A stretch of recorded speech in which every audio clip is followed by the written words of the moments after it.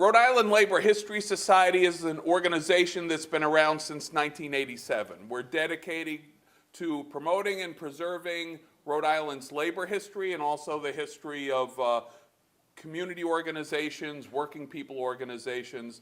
There used to be a labor history society for every New England state, and we are the last organization standing. So we've got a core group of really dedicated folks who go to executive board meetings on Friday afternoons at 5 o'clock instead of hitting a bar. They're here planning programs like this one to make sure our labor history stays alive. We do a lot of different things. We hold an annual awards banquet every August at the Roger Williams Park Casino in Providence, where we honor some prominent labor leaders and other community leaders who've made great contributions to our state and to the working people who live here. We also run programs like this. We provide funding for secondary school students who do labor-oriented projects when they participate in labor in the U.S. History Day to make sure and encourage people to do labor programming. We do a couple of mailings every year. We mailed out some copies of a Rhode Island History Journal. We have at the printer now a graphic booklet that's going to go to all Labor History Society members, describing some Rhode Island labor history in a really readable form.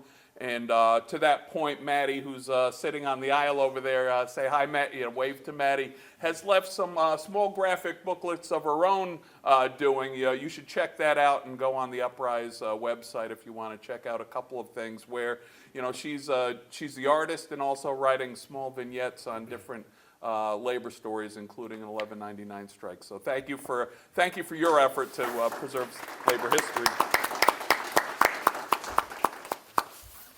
Bill Kennedy is in the front row, and Scott believes you're the oldest Rhode Island Labor History Society member. I'm not going to ask people to produce their licenses to prove you wrong, but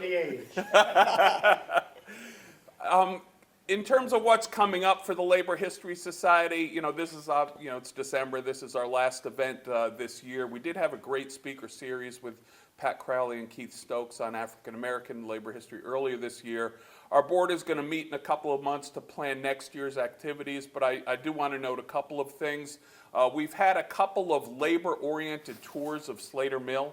Joey DeFrancesco, one of our board members, has organized a couple of those in the past, and we're going to ask him to do that again this coming spring. And the Stadium Theater has a lot of different programs, a lot of bands and plays. They're running a play in March on Newsies, which is a story about paper boys organizing. And we're going to buy a group of tickets, have a reception. So mark your calendars for March 20th. That's the Sunday afternoon matinee that hopefully a bunch of us will be able to get together, get together and over some food before the play, and then watch the labor-oriented play up at the Stadium Theater in Woonsocket. So we're a volunteer organization. We've got a strong membership. We have about 120 people who've paid the whopping sum of $150 to be lifetime members of the Labor History Society. Thank you for all of you in the audience who are lifetime members. And I know most of you did it just so Scott Malloy wouldn't harass you for annual dues. I know that's what I did. I got tired of the harassment, and I said, I'll write a big check just to get Scott off my back. But we appreciate the union organizations that belong to us. We have about 40 different unions and community groups that pay annual dues. And it's through them, the life members, and then we have a total about 300 members, as I said, who are members of society, and that's a good group. That's a consistent group of supporters. You're our mailing list, you're our participants, you're our financial supporters, and we appreciate all of that. So Scott Malloy's been talking about putting a program together for organizing in the 60s and 70s for a couple of years now, and we're glad to see it come to fruition this morning. We're going to start with two people on the panel going to take a short break in about an hour, make sure all the donuts that Mike D'Amico bought us are eaten, and then we'll reconvene for the second panel of 3 panelists. So let me start with almost no introduction, because neither of these 2 gentlemen need an introduction, but I do want to make a program note. The third person on the first panel is Kathy Collette, and unfortunately she wasn't able to make the presentation today, so we're down to 5 panelists instead of 6. You know, Kathy was a longtime AFSCME activist, leader, national union leader, international union leader, and probably most importantly, past president of the Labor History Society. We miss her this morning and wish her well, and we all look forward to seeing her soon. But Scott and George are going to kick us off this morning. I've asked them to stay at these seats because we are taping this for posterity. We are a Labor History Society for all, to make sure that Paul Hubbard captures all the audio. You know, Scott, most importantly for me, was a founder of this important organization, the Rhode Island Labor History Society. You know, former bus driver, union leader, URI professor, who's been more active after his retirement from URI probably than anything, somewhat to his disappointment. Scott's on our panel, and of course George Nee, who really needs no introduction.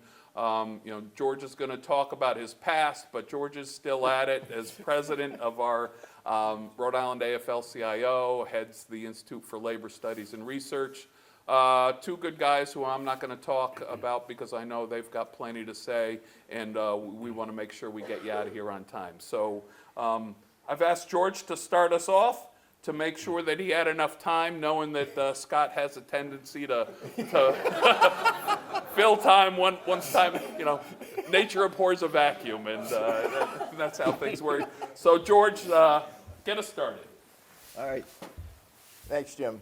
And Scott missed his calling and being an attorney and making a closing argument for days. Anyway, thank you for that introduction. I want to set the tone a little bit of how I got to Rhode Island and what the climate was like in Rhode Island when I came here for organizing. I quit school in 1970 to become a full-time organizer with the United Farm Workers, who were on strike in California. And I met them in 1968 when I was a student. I decided to quit school and work for the Farm Workers Union full-time out in Boston.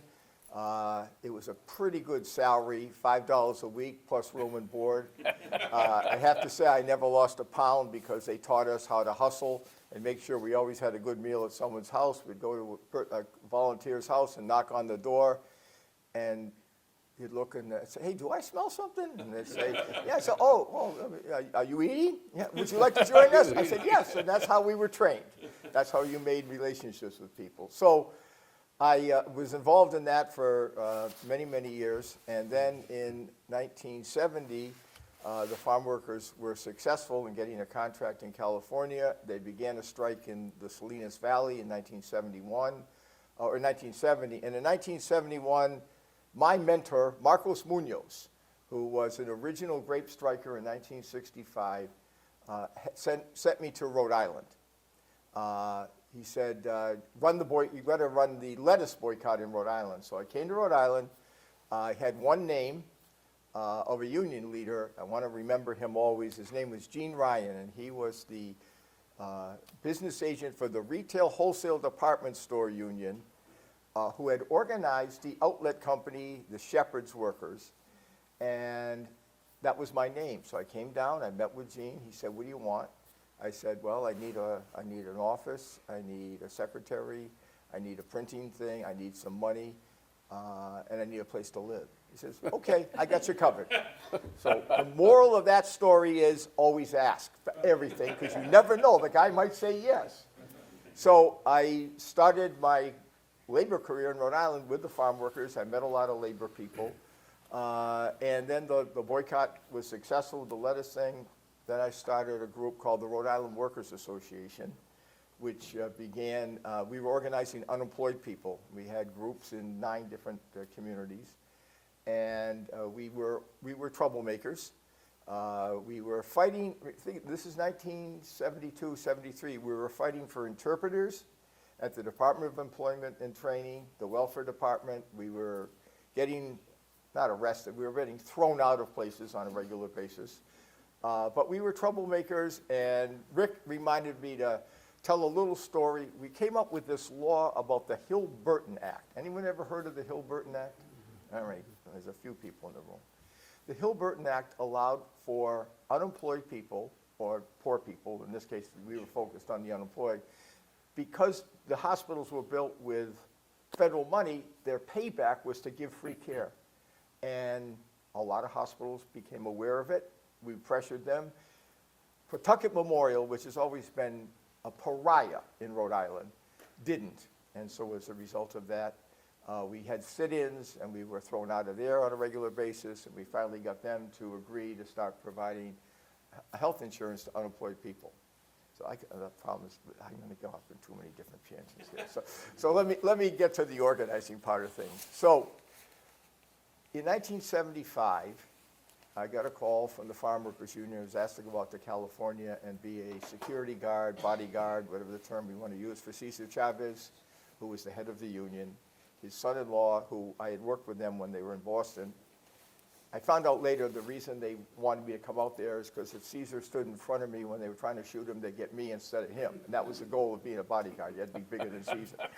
But during that experience, out in California, the farm workers had just passed a law in 1975 to give farm workers the right to organize. Think about that. Now, bring it forward to 2022, farm workers still don't have the right to organize in America. So, farm workers got the right to organize. I go out there, we do a 1,000-mile march. And during this march, I decide that I'm going to come back to Rhode Island and start my own union. So I got a lot of advice from Cesar, because we walked every day. We did 1,000 miles in 40 days, because that's spiritual. You have to do 40 days. That's part of the biblical thing of the Farm Workers Union.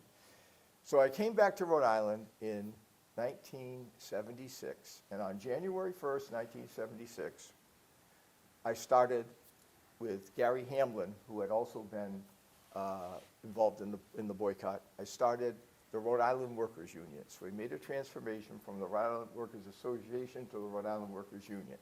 I had no members and no money, just for the record.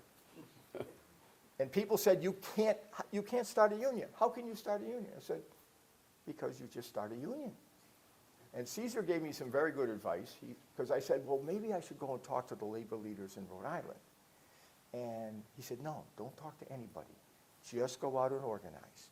When you get to a point where you're successful, they'll come to you. But if you go to them, you're going to give away this group and that group and that group, and you'll end up with nothing. So I said, okay. So I was respectful. I went to the labor leadership at the time and told them what I was going to do. And I told them, I will not raid anybody. I don't expect you to give me the same respect, but I'm not going to raid anybody. And they said, well, who are you going to organize? I said, I'm going to organize jewelry workers, healthcare workers, and clerical workers. And they said, why? Because no one else is doing it. And the rest of the labor movement is sitting on their ass, in plain English. And they said, well, Tommy Policastro from the Steelworkers was the president of the AFL-CIO at the time, and later it was Ed McElroy. But they didn't disagree, but they just said, you're going to have a hard time doing this. I said, yeah, I figured that out. So the first group I organized was a group of bus drivers for the elderly and the handicapped called Senior Citizens Transportation, which, by the way, if we went back to that, would be in better shape than when we are now, because they privatized the whole thing. This was a nonprofit run out of a building, a trailer in Warwick City Hall. Now, all of this work I had done with the Rhode Island Workers Association had led to the contact, so I made this transformation from a community organization to a union the same way that Cesar had done that in California. He had been a community organizer and then became a union organizer because he realized it was the union that was going to give people the stability and the economic security for the future. So I had that in my mind. So I got these contacts from people, and all of a sudden I've got this group of 100 bus drivers that we organized. June 16th, 1976, my birthday, I'm on strike. I organized this group of people, I'm on strike, Warwick City Hall, pouring rain, and I'm saying, all right, God, you got to help me here, because these people think I know what I'm doing. And they have a lot of faith and trust in me. And I got 100 people on strike, I got no members, no money, I don't know what the hell I'm doing. But they wanted to go on strike. I mean, I didn't ask them to go on strike. God answered. Anna Tucker, God love her, who was the director of elderly affairs for Joe Garrahy, calls me up at night, 8 o'clock. George, can we get these people back to work? I said, I think so. Why? Well, Governor Garrahy is really pissed off. These people have been calling all day long, and they love your members. Your members pick them up. They bring the groceries up to the 3rd floor. We got to get this settled. I said, sure. When do you want to meet? She said, I'd like to meet with you about 11 o'clock tonight. I said, well, can you bring some money? And she says, I'm authorized to give you a good deal. 11 o'clock at night, I met at, that's when the state had mediators for labor disputes. We met at the Department of Labor. 2 hours later, we have a deal. And she says, can they get back to work tomorrow? I said, I met with the committee. I said, they'd really like to go back to work tomorrow. Can you do it? She says, oh no, we love the people we work. We're sorry we had to go on strike. We'll be back to, that was my first union experience in Rhode Island. So then I get a call. I was leafleting nursing homes and hospitals, and you know, people say that you don't do that now, but I didn't know anybody. They didn't know me. I get a call from a nurse's aide at Hopkins Health Centers in North Providence, Lee Piper, God rest her soul. She had the foulest mouth of anyone I've ever met. So she said, I'll get what's this thing about a union? She was on the phone. I said, will you meet with me? I said, yeah. So I go into this restaurant up on Mineral Spring Avenue near Hopkins Health Center. She's got 30 workers there. And she said, I'm going to tell you something right now. This is in front of someone. If you ever screw us, I will make sure I remove a part of your body, which I won't mention in front of these people. That was my first experience with Lee Piper. So we ended up organizing Hopkins Health Center. Now, remember, I got no members and no money. I got this one group here. And we're like, the company, Hopkins, the nursing home, had triple time for benefits. They had a great vacation plan. They had great staffing, and they cut it all from the workers. So all of a sudden, they want to form a union. So I filed for an election there. Then I find out they're part of a chain called the United Healthcare Facilities, and they have Hopkins Health Centers, Waterman Heights, Cardi's, and Wayland. So within 4 months, I have elections at all 4 places. I win them all. Now I have 700 members. And they made a big mistake. They had one of the best, most vicious anti-union law firms out of Boston. And they got so pissed off that we won the elections, they fired them. So here I am. They said, the guy calls me up and says, why don't we just negotiate? I said, well, that's a good idea. So why don't you take the initiative? I said, that's an even better idea. So I went up to Providence College, and they had this labor thing where you picked up all the language, so I figured out how to get the best language for all these things. Now, what they had done, they had given them a 25-cent an hour raise right before the election. So I figured we were never going to win that thing.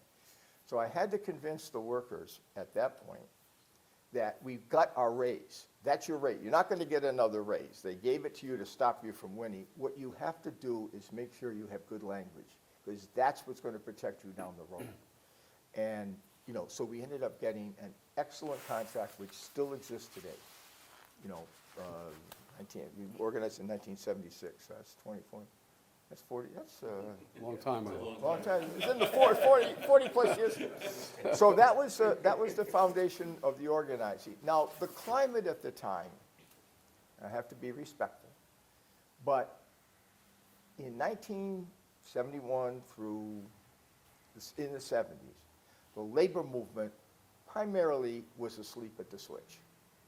And I have to be honest about that. And they were coming out of some good economic times. They didn't want to organize. A lot of the union leaders were afraid of growth, and they were also afraid of bringing in new members because it could disrupt their position in leadership. So there wasn't a great attitude or atmosphere towards organizing. And there was also this fear that was developing in the community at the time, because there was an influx at that time of Latino workers.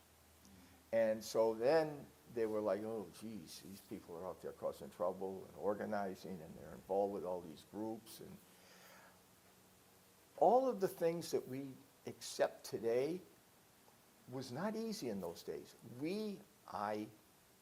My friend Dwayne, Scott, our beloved Chuck Schwartz, we were kind of the pariahs of the labor movement, to be very honest. We were not very well accepted, and we had to kind of fight our way in. I want to just tell a couple of stories, because Tracy, my friend Tracy's going to talk about the jewelry part of it. But I want to give you an example of what was happening at that time.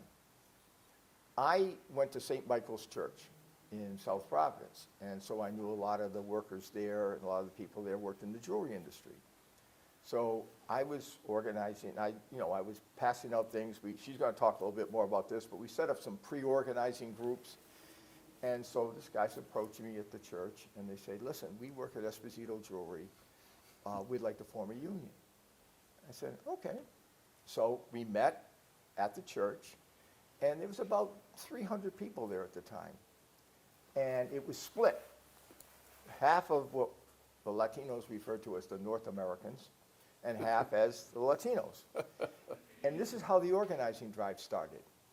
This was a day, for some of the younger people, there was a time when you got paid with a check, and you used to go to the bank and cash it. Well, the workers, the workers would look over the shoulder of the North American workers, and they'd see that they were being paid more for the same work. So they got angry, and they started a campaign. And I kept saying to them over and over and over again, we can't win with just the Latino workers. We got to get everybody. So we kept working it and kept working it. I get a call one night. The guy calls me up and says, listen, we're at the church. We're going on strike tomorrow. I said, excuse me? I said, we're at St. Michael's. We got about 75, 80 people here. We're going on strike tomorrow. Come down to the church. So I go down to the church. There's 75, 80 people there. And they said, we're going on strike tomorrow. You're going to be with us, right? I said, well, I really don't think this is a good idea. Well, listen to what happened today. One of the foremen took one of our members, smashed him up against the wall, gave him enough of a injury that he had to go to the hospital. We're not taking it anymore. We don't care. We know you're right. We know we should wait, but we're going on strike tomorrow morning. So I said, then we're going on strike tomorrow morning. As it turned out, we had to get that worker out of the country, or out of the state to New York, because they were trying to find him to deport him. So some of these things that were going on today were going on then. Unfortunately, they're still going on today.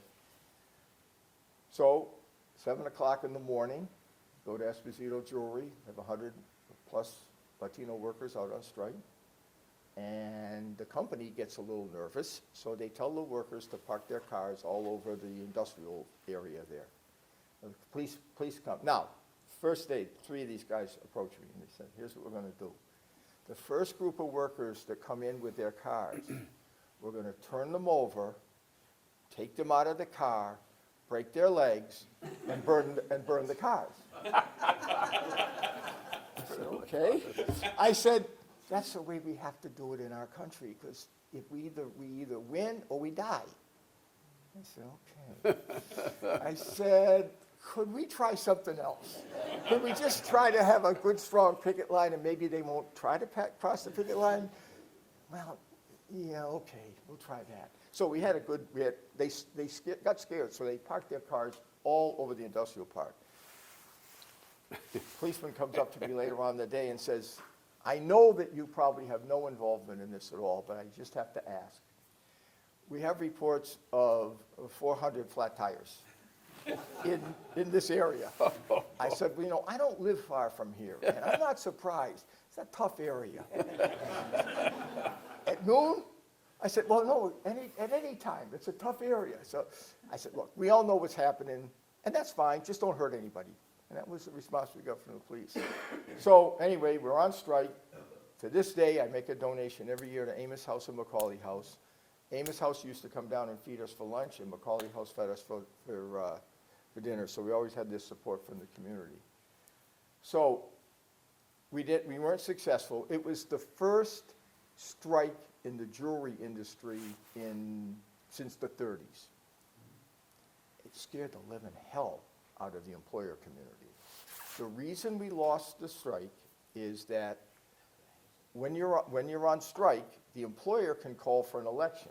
They waited until the people went back to the Dominican and the other countries, and then they called for an election, and we ended up losing the election. But we did kind of scare the hell out of the people in the industry. I found out later a couple of employers came to me and said, you know, we had to end up giving a lot of good raises to people. The other thing they did, which really is amazing, does anyone ever hear of the Marielitas? A little history here. The Marielitas were the people that Fidel Castro sent out of Cuba because they were malcontents in Cuba. They were been in the prisons. They were mentally ill. They didn't want them there, so they sent them to America. That's who they brought up to break the strike. You know, after and so you know, so they had the election. We lost the thing, and then they replaced all the people. So anyway, that was the climate for the organizing in 1970. That strike was, I think that was after the AFL-CIO. It's about maybe 1980. Yeah. The other place that I organized, which has kind of got an interesting story to it because it talks about the paternalism that used to exist. Providence Health Centers, which still exist today, SEIU 1199 still represents them. So I go to organize this place, and it is run by, there were about maybe 120, 130 workers. It's run by 2 factions. Joey One-Arm Tommaso, who ran the Federal Hill and the Olneyville section, and Buddy George. Now, Buddy George was a black guy who ran a group called Fact Finding. I don't think he ever saw a fact or would know a fact. But he had a group called Fact Finding Supports. I had Buddy George and Joey One-Arm Tommaso. And they each had their own little group of people that they took care of. Their ladies, they used to refer to them as. So we got this organizing drive at the Providence Health Centers. The union office is on Broadway. That drive cost 4 tires and 2 windshields. I would walk out and all of a sudden my windshield would be busted. Or I'd walk out after the 2 tires would be flat. And there was a few threats of vacation. But anyway, we organized the place, and then we saw how bad it was. These people were making like, I don't know, 20, 25%. It was a small group of 5, primarily 5 or 6 white women and 5 or 6 black women, and they were the special ones, and they were getting 20, 25% more than the other people. So when we negotiated the contract, we red circled them said, you won't get a raise until everyone else catches up with you. So you have the union meeting on Broadway, and Buddy George comes walking down the sidewalk with 5 or 6 women behind him. And I said, oh, this is going to be trouble, because this guy's kind of got a reputation as a tough guy. So I see them coming, and I said, okay. So I said, welcome, members. You're not going in. And he looks at me like, who the hell are you? I said, I got to make sure these ladies are protected. He said, no, they're fine. They can go in. They don't like this contract, so I wouldn't expect them to. But they're fully able to go in, and they can vote no. But you're not going anywhere. You stay right outside. Oof, I didn't know what I was doing. Good thing when you're young, you do this stuff. You don't really care that much. You don't think about it that much. Well, Buddy stayed outside. They came in. The contract was negotiated like by an 80% margin, and the Providence Health Center still has a union today. So we did some other organizing. We got some very good contracts eventually at those 4 nursing homes. Then we organized Charles Gate Nursing Home. We had some other, and I don't want to steal Tracy's thunder, because she's going to talk a little bit about more on the jewelry side of things. But it was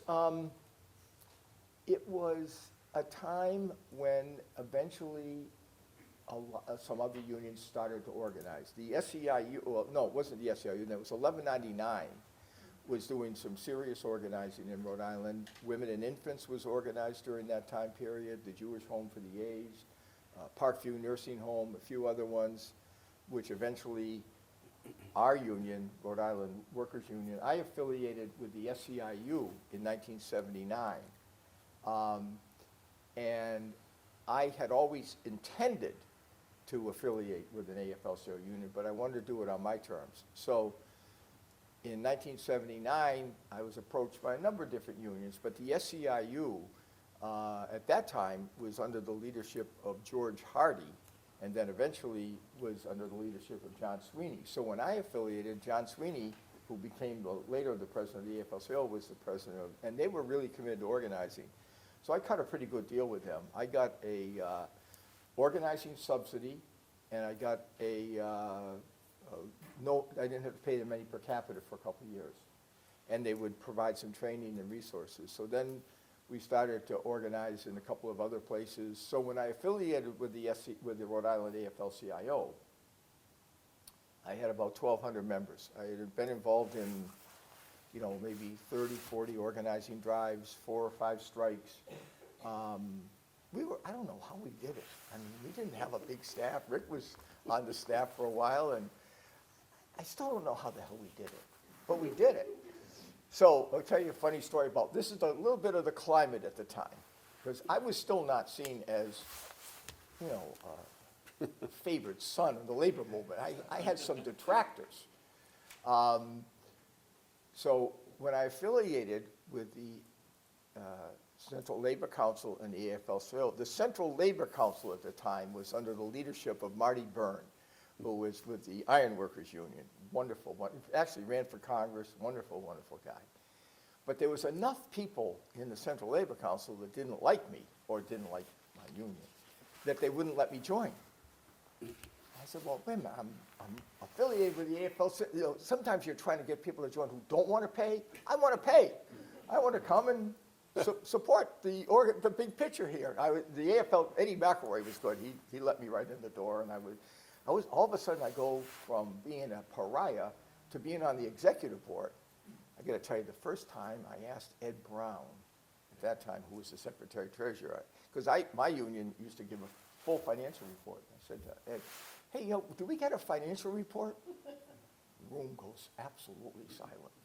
Because Ed used to mumble the report. He was an absolutely honest guy, but the idea that sharing information was new to them. So anyway, when I went to the Central Labor Council, and finally Marty Byrne says, look, we got to let him in. It's better to have him in and know what the hell he's doing than have him on the outside. So I go to, after a couple of years, I go to a meeting. This is just the climate that we're in at the time still was a little conservative. We were a number of us Dwayne was involved, and we were trying to get plant closing legislation. That's a pretty radical idea. Doesn't that seem radical at the time? To you right now, that if a plant closes, they would give notification to the workers and provide benefits and job training opportunities. I go to the Central Labor Council and said, listen, I think we should support plant closing legislation. Absolute silence. Why would we do that? Well, because it would protect the workers. If the plant, now at this time, you know, Bill, a lot of plants were closing. This was a big issue at the time. Anyway, they didn't support it. They thought it was a little too radical, and some of the employer community wouldn't like it, and it would disrupt things. I said, okay. So anyway, that was a little bit of the climate at the time. I have a couple of points. I don't usually check my notes, but I'm going to do that. Just two. Maybe one more story before Scott. One more story. Okay. Which one am I going to pick? Pick your best one. All right. I'm going to pick a story in memory of I believe one of the great organizers of Rhode Island that no one ever will know. Sister Canellis. Sister Adelaide Canellis. I met Sister Canellis. After I met her, we set up a new group called the Portuguese Workers Association. We were always setting up groups. I was kind of like Henry Shelton. I did more groups than he did. But Sister Canellis was a Portuguese immigrant nun from St. Elizabeth's Church in Bristol, Rhode Island. I don't know, somehow we got connected. She just loved people. She was great. Every once in a while, if you lost faith in God, you'd have to watch her drive, and you know there's a God. Because there's no other way. There's no other way that she would ever got from point A. She called me up one time. She was in Boston. She was going from Bristol to Warren. But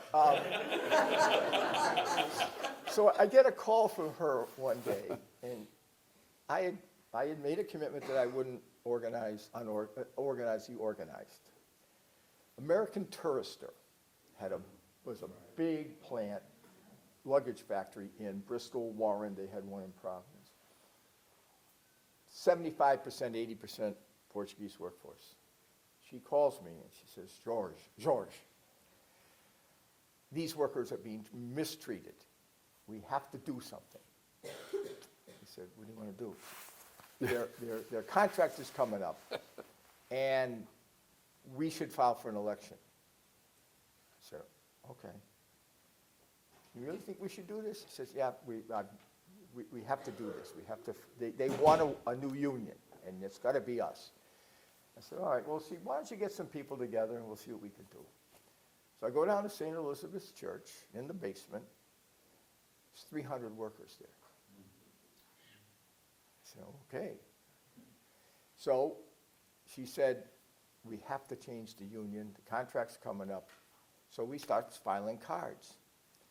Now, I get a call from a guy who wants to meet with me and Sister Canellis. How'd you get my phone number?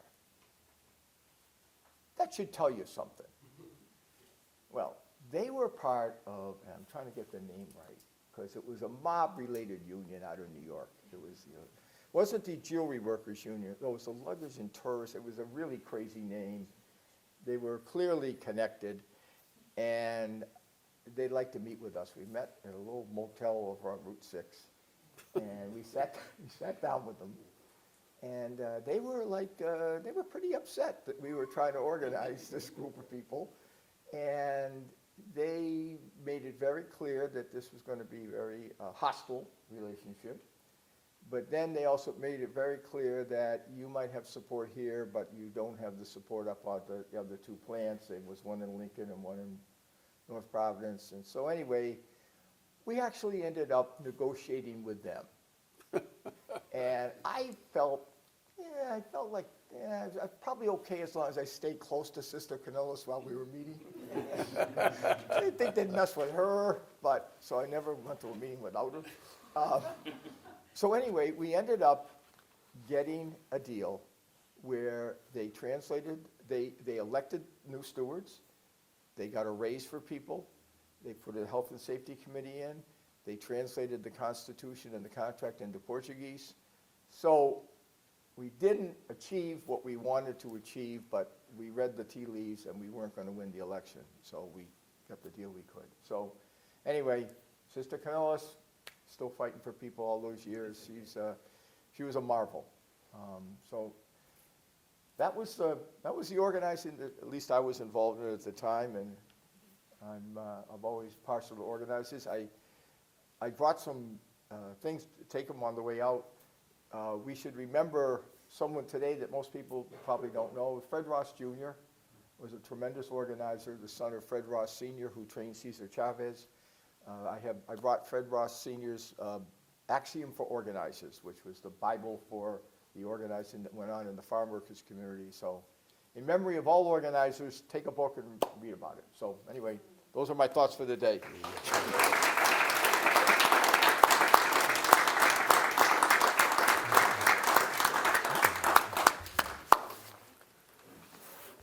Well, I'm glad you left me a couple of minutes. Well, if you come up short, I got two more stories. And I was on the Central Labor Council before they let George in, and there was an Irish immigrant named Peter Joy who earmarked him as the Great Satan. That's what he called him, the Great Satan, because he was out organizing people who the others were too damn lazy to go do, but they didn't want anyone else to do it because it would make them look bad. How do you win a situation like that? Anyway, as I look around the crowd tonight, there's a lot of people here who remember the late 1960s and 1970s when students were very, very active in the colleges and universities and high school all over America over a plethora of different issues. It might be student power, against the war in Vietnam, civil rights, women's rights, gay liberation. I mean, the list went on and on and on. The sad thing was that you only went to college for so long. Some people dragged it out and are still going. But, 4 years, and maybe you got a master's degree. But at some point, that activism you would think might have dried up because you weren't on campus anymore. But there were just as many groups waiting for you when you got your diploma to sign you up. Now, some of them were very solitary in the sense that they just had one issue, the environment, or women, or whatever it might be, or unions. Other ones were much more Catholic, I guess, in their approach. And so when they parked in the garage, you got out of the car, you had a roof over your head, and they were taking up all of those issues. You didn't have to go a different place every night of the week to get it all in. And of course, a lot of these were much more radical, left-wing organizations because they had a broader scope and sense of the larger framework. Anyway, for a lot of us who got involved, particularly here in Rhode Island, joined a group called the Revolutionary Union. And we still have one supporter left. You're still a member, aren't you, Wayne? And and you'll hear more about this later on. But there was a push. I mean, it wasn't anyone broke your arm. It's just that they pushed you towards certain things. And one of them was to unionize electric boat at Quonset. And of course, all you had to do was go down Route 95 to Connecticut, and the electric boat there was already unionized. But all the people at Quonset simply hitchhiked along, got all the union benefits without having to pay the union dues. So they had it pretty easy in some respects. I was claustrophobic. I didn't want to be in there welding down in the bottom of some submarine where somebody else might come in and weld a piece in and, hey, whatever happened to that guy? He's over in the Pacific now, he might still be alive. But I did have a penchant. I had a real desire, don't ask me why, to go to RIFTHP. And the reason being I was going to be the third generation. My grandfather, an Irish immigrant, worked there in 1909, driving streetcars and trolleys. Two of his sons, particularly my Uncle Henry, became the business agent. And starting in the 1940s, he literally, physically fought his way to the top. The 1940s, remember it, Phil, it was brutal. These people won by how tough they were, physically how tough they were. And So here I come along, the third generation. It was hard to get a job in the early 1970s. Not easy. And I knew for a long time all I had to do was make a phone call. And I'd be driving a RIFTHP bus. And eventually, when I couldn't get anything else, I figured I could still use that blue collar and get up on any platform and speak for working people. Because, hey, you drive a bus, you drive a bus. The problem was, my only intention of going there was to get the blue collar, and then we'd work, in other areas and other things we had going on. But slowly but surely, as you might expect, you get sucked in. So even though the place was already organized, had a union since 1913, had a damn good contract, good benefits, good working conditions, you always find things. It's like walking across a floor and you get a little piece of glass in your foot. And that damn thing, you can't even see it, but it hurts like hell every time you take a step. I always say, these are the things that'll get you to organize. You've got to find a way to bring people together, and often that's one of the things you look at. So 50 years ago, I got to go home. I was brought up on Elmwood Avenue, and boy, did I love driving the Elmwood Avenue bus. Route 20. My book here, I've got one of the chapters says, Chairman Mao rides the Elmwood Avenue line. And he was there, he was. He and Billy Shakespeare, a whole bunch of different unusual people. So I tried to organize, as the whole group did, wherever we ended up going, from the bottom up.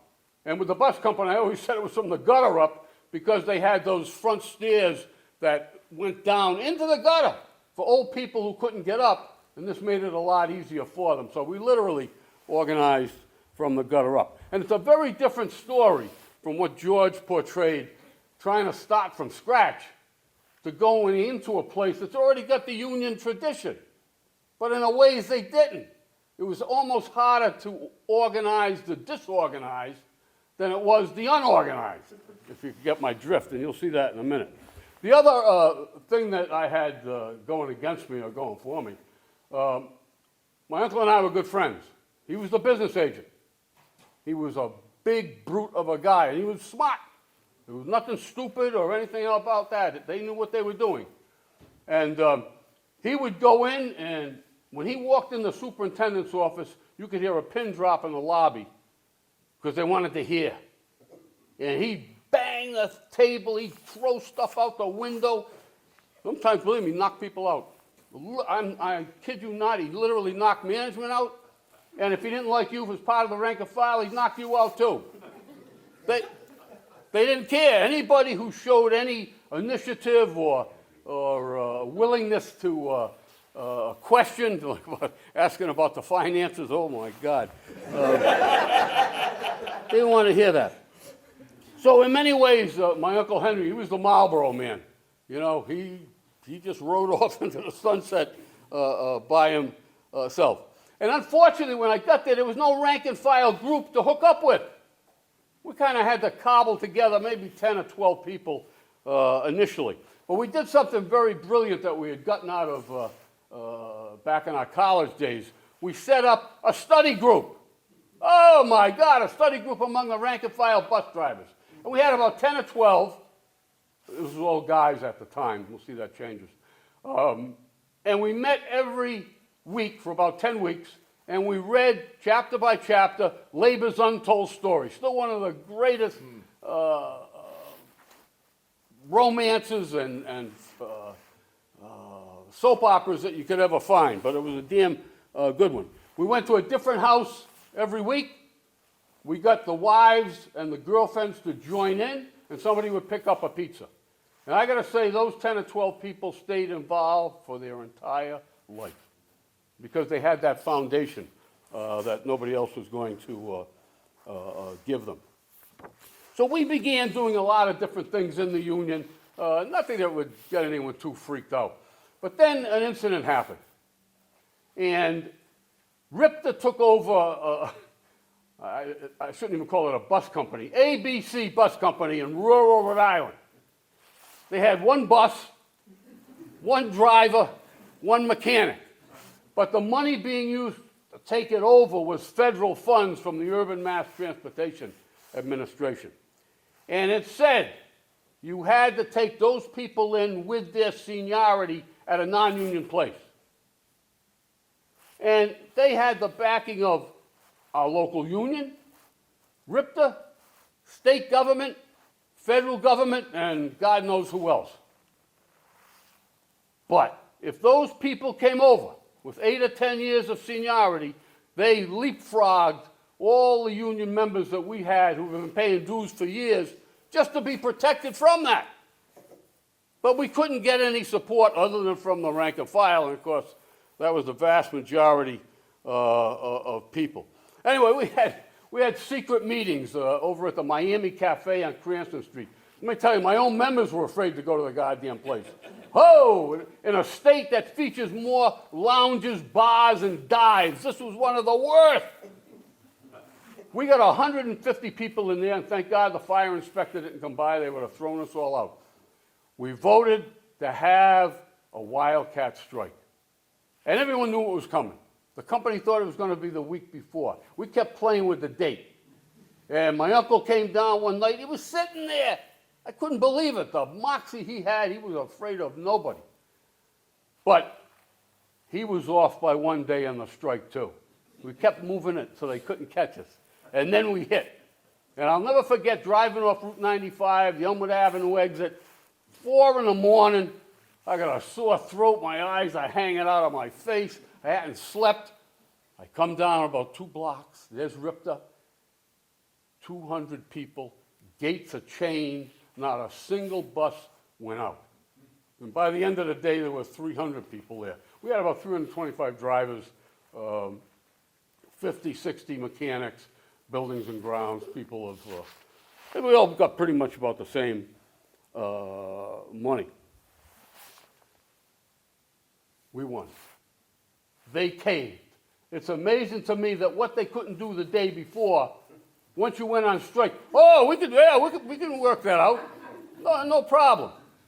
And, you know, a lot of ins and outs here. But it was obvious by then that we were going to run the union and we were almost going to run the company if anybody wanted to. You see the shape RIFTHP's in today. No thanks. So we won that battle.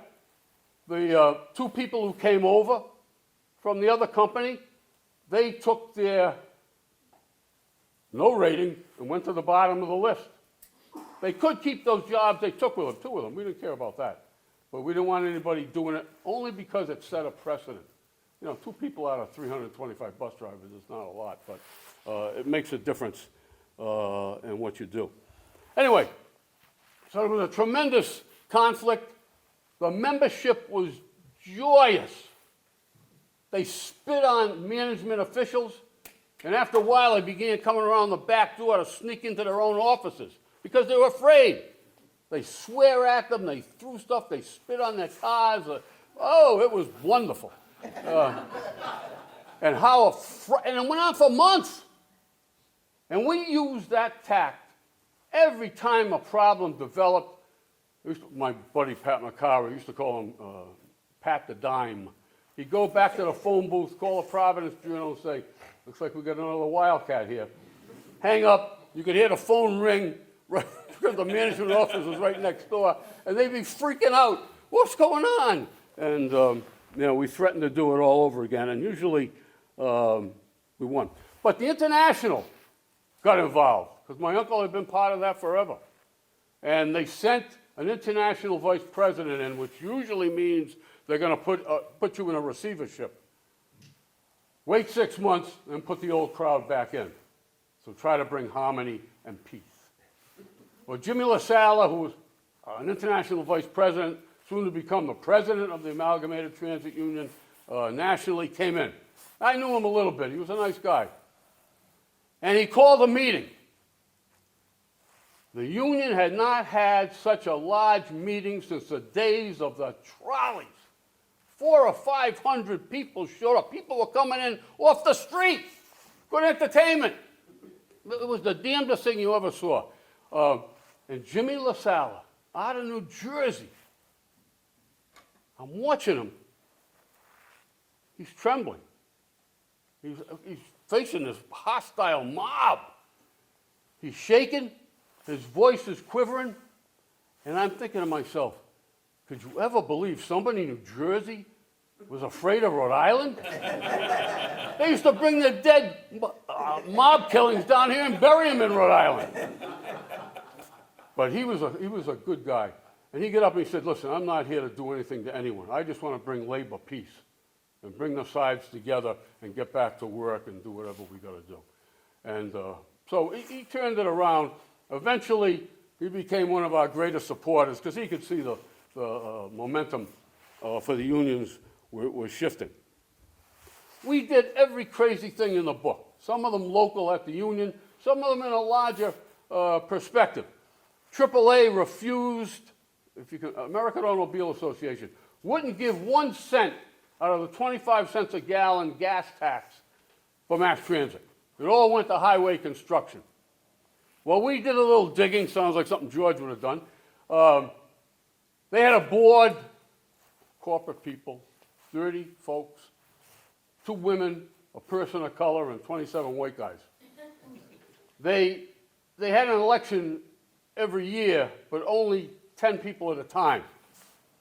And we put together a group to run against them. Now, we didn't want to win. Who the hell would want that stupid job?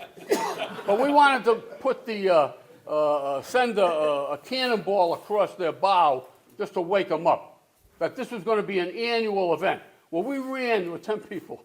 5 of them were women, a couple people of color, all working class folks, all have blue collars.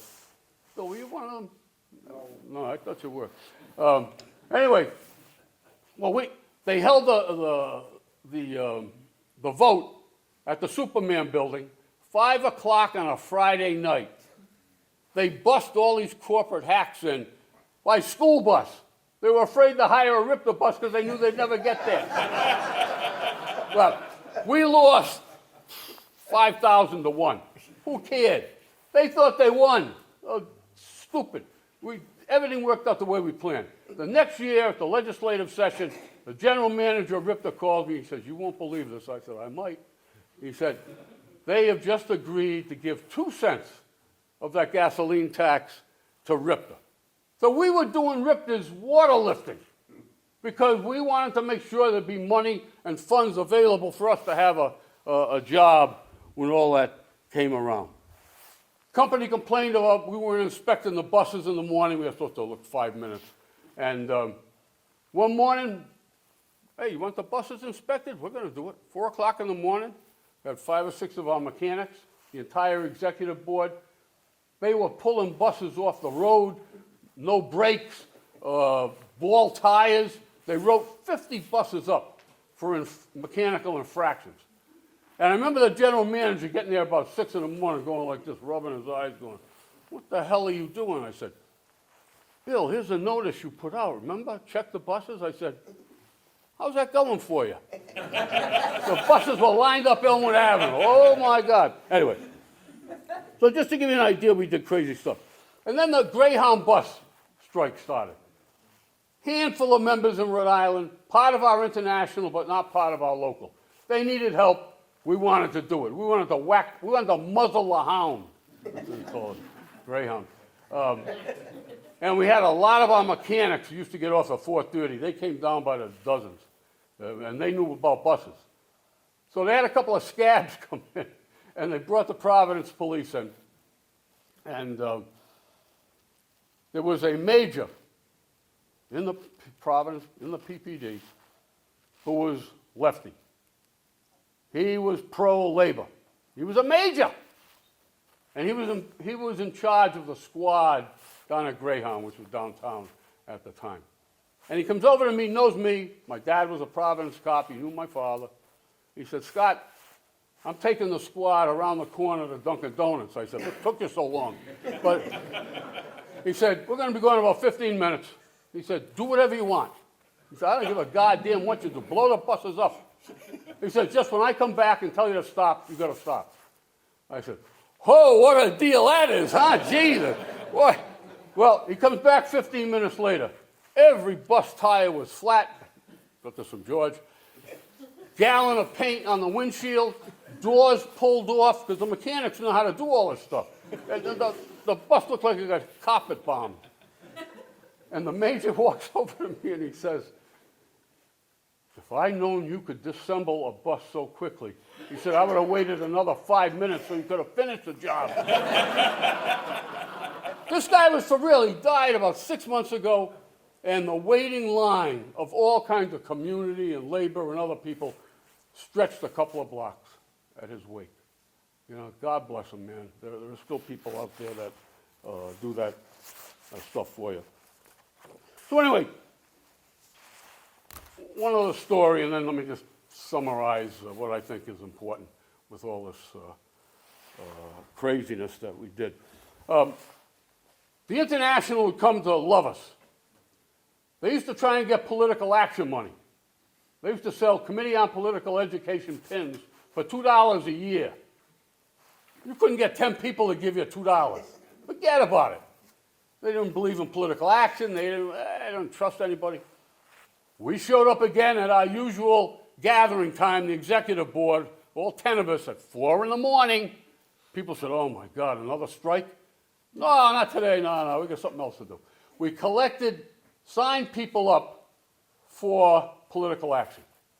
Now, instead of the $2 at a time, we said, let's ask for 50 cents a week, which gives you $26 a year per person. And maybe we'll get 50% of the people to do it, which is a nice chunk of money. 90% signed up. We took in $10,000 a year, $20,000 per election cycle, and we helped elect good friends of ours like Jerry Egan to condemn American aid and to keep the money here and not support strong men down there. Passed unanimously. Went to the Providence Central Labor Council. First labor council in the country to take a stand on that. All kinds of publicity right through. And then a carefully orchestrated resolution to the Las Vegas Convention of the Amalgamated. All the I's were dotted, all the T's were crossed, sent in way ahead of time. I was named head of the Political Action Committee. That was like one of the strongest groups there. A lot of Canadians. They hated American foreign policy. Unanimous for the resolution. Down with the dictatorships. Well, before I had a chance to make my report, this is in front of hundreds of people, some snake slithers in from the Department of Justice. You won't find his name, you won't find his talk in the minutes of the meeting. And they did everything, but that was left out. And he got up and, oh, I remember, he was slick. And he said, these are good people you have making this announcement. But he said they're naive because they don't realize they're helping international communism. That's what he said. And then he snuck out like a skunk. You know, he said a couple of words and boom, got out. I was right there. And I probably gave one of the greatest extemporaneous talks of my long life. And said, who the hell are we to have to tremble because some lapdog from Ronald Reagan's administration came in here to tell us, a friggin' Democratic trade union, what we're going to do and not going to do because we're not listening to them. You know, went on like that. Holy Christ. The place went berserk. People standing, yelling, screaming. I don't think there was a negative vote to it. But it just goes to show you what you can do with all of these things. Let me say that it paid off tremendously. When we all ran for election and we took every seat there was on the executive board, the turnout at RIFTHP, 95% of all workers voted. The only ones not there were in the hospital or in Florida. That was it. So I just want to say there's one thing that I take away from all of this and which I think will always be important, whether it's now or later. And that is to make sure, if you run a union or you're part of a union or you're an activist, that people understand there's something for everyone to do with the union structure. You don't have to go to a confrontational picket line. You don't have to go and get in a fist fight. You don't have to become a martyr. You know, the Catholic Church has got enough of those. We don't need any more of them in labor. But we had for people a committee that visited the sick in the hospital and at home, and they brought a food gift certificate from the unionized Star Market on Pontiac Avenue. There are people that did that. They liked doing that. We had people that organized turnouts for wakes and funerals. You know, you drive up in a RIFTHP bus with 30 people in the uniform, just like the firefighters and the cops.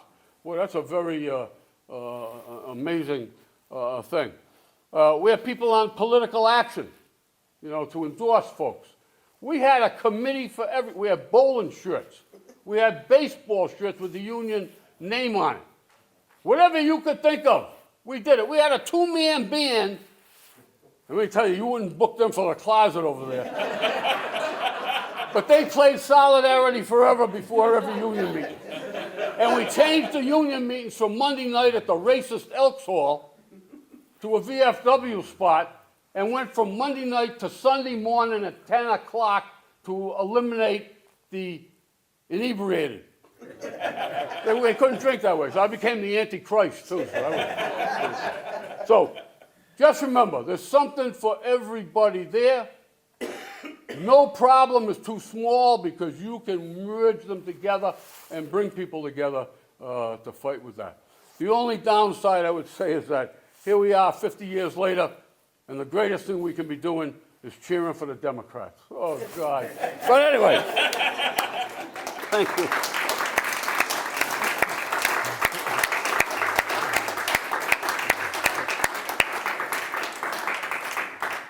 Some new material there. Oh, yeah.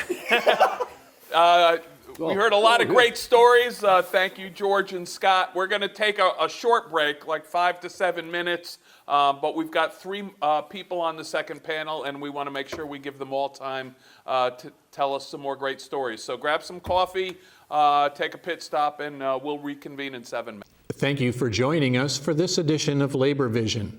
We appreciate your input and encourage your comments. Labor Vision can be seen on this channel 3 times each week: Tuesday at 7 p.m., Thursday at 8 p.m., and Saturday at 5 p.m.